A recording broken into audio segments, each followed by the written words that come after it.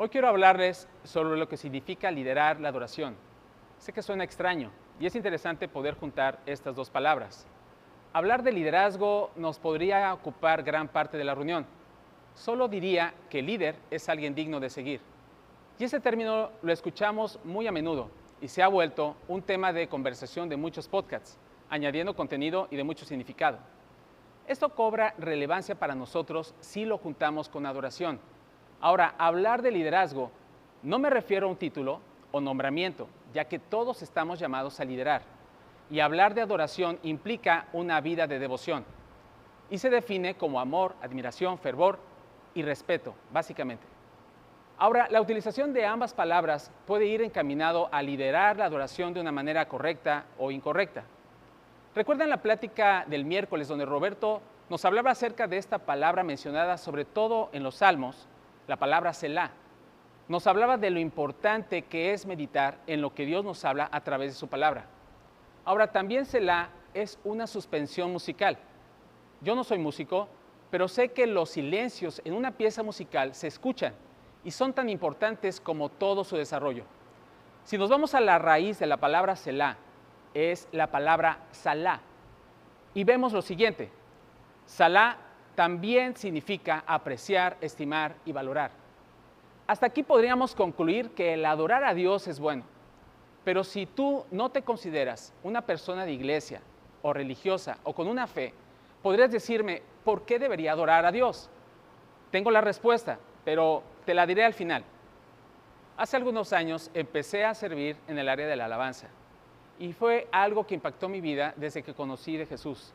Aprendí que la música solo es una manera de expresar nuestra adoración, pero que adoración es mucho más profundo que solo cantar o tocar un instrumento, y mucho más que un acto de rendir un culto. Quiero continuar haciendo una pregunta: ¿delante de qué o de quién nos rendimos? El acto de rendirme estará profundamente relacionado con una actitud del corazón.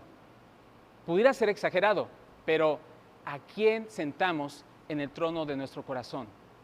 Y a veces, sin darnos cuenta, ponemos otras cosas en el lugar que solo a Dios le corresponde. Puede ser nuestro trabajo, dinero, relaciones o incluso nuestros hobbies. Muéstrame a quién adoras y te diré quién reina en tu corazón. Muchos de nosotros pensamos que la adoración es solo esto. Pero la adoración tampoco es un género musical, ni una industria, no es un segmento de servicio de domingo, no es una canción lenta. La adoración es un sonido producido por un corazón hambriento y apasionado por Jesús. En ocasiones se expresa por medio de la música y puede ser más fácil aquí en Amistad, pues tenemos un ambiente preparado para que puedas expresar tu adoración. Pero aquí solo venimos a culminar lo que hacemos durante toda la semana. La adoración no es gratis, tiene un costo y el costo es nuestra propia vida. La adoración nos lleva a una completa rendición. El término que se le da a adorar es este término en griego, proskuneo, que significa inclinarse, besar a tierra o postrarse ante alguien como muestra de respeto. Es probable que el 99.9% de los que estamos aquí ocupamos un celular para muchas cosas, como una herramienta de trabajo, para la escuela, o bien para usar las redes sociales. Todos sabemos que el celular requiere de una carga en la batería para que funcione, y algunos necesitan enchufar su celular a diario. Para un seguidor de Jesús, de esto se trata una vida devocional. Necesitamos una carga diaria que nos lleve a conocer el corazón de Jesús, para así tener una amistad más profunda con Él. ¿Recuerdas a Abraham? Fue considerado amigo de Dios y hay muchos estudios que nos cuentan su historia. Definitivamente él tuvo una relación sumamente cercana con Dios y conocía y entendía el corazón de Dios. Pero, ¿cuál fue la fórmula que le permitió cierta vulnerabilidad de Dios? ¿Qué fue lo que le dio el acceso tan profundo al corazón de Dios? ¿Cuál es la llave que lo llevó a tener esa relación con Dios de esta manera?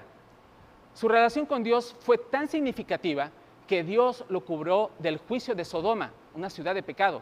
Su relación fue tan significativa que lo llamó amigo. Ahora, si pudiéramos definir qué es lo que hacía Abraham, pues él era un constructor de altares. Y en el libro de Génesis nos nombra por lo menos 4 altares. Un altar es un instrumento de adoración, por lo tanto, Abraham era un adorador. La primera vez que la palabra adoración aparece en la Biblia está relacionado con uno de los altares que Abraham construyó.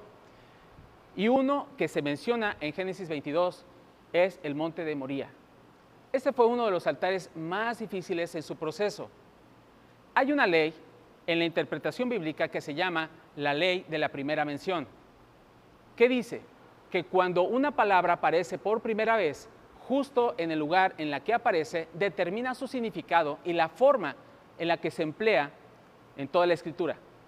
Mira, pasando cierto tiempo, Dios puso a prueba a Abraham. Abraham, aquí estoy, respondió. Y Dios ordenó, toma a tu hijo, a Isaac, el único que tienes, al que tanto amas, y ve a la región de Moría. Una vez allí, ofrécelo como holocausto en el monte que yo te indicaré. Abraham se levantó y de madrugada y ensilló su asno. También cortó la leña para el holocausto y junto con 2 de sus criados y su hijo Isaac, se encaminó hacia el lugar que Dios había indicado. Al tercer día, Abraham alzó los ojos y ya lejos vio el lugar. Entonces dijo a sus criados, quédense aquí con el asno.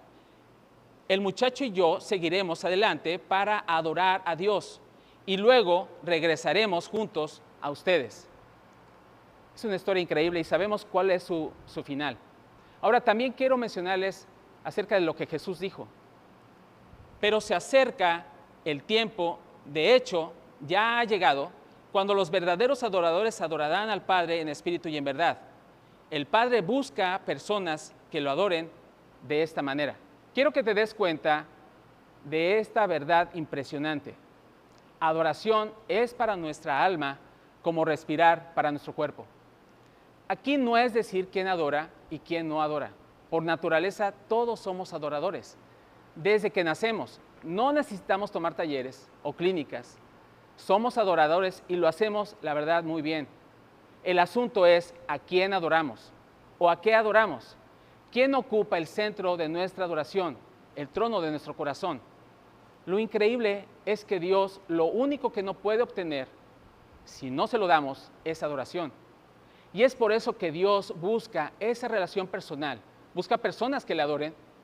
Y vemos el ejemplo de Abraham. Vemos cómo fue un adorador, que su obediencia lo apuntó a ser el padre de la fe. Pero hay otro ejemplo de obediencia, de entrega, de sacrificio. Este se dio en el huerto de Getsemaní. La máxima expresión de adoración fue de Jesús al entregar su vida por nosotros.